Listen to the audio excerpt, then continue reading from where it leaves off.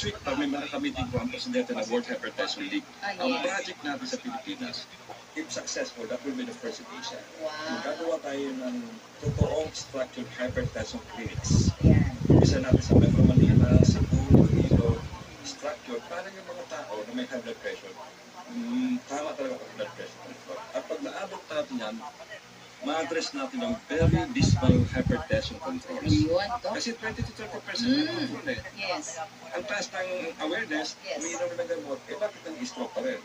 Hindi control natin. Kaya, lifestyle po natin. So, Doc, ito ha, para doon sa mga gusto kang puntahan, saan ang clinic mo? Okay. Actually, nasa Facebook. Alam mo na pandemic, alam mo na lahat kasi natin na yung UST, St. Luke, San Juan de Dios, Bonga Provincial. Ayan. Ang hahanapin natin si Dr. Alejandro Diaz, ha? Ang vascular neurologist. Thank you so very much, Doc. Wala ng oras, pero maraming salamat sa pagbibigay sa atin ng gabay tungkol sa ating blood pressure. Thank you, Doc. Maraming salamat.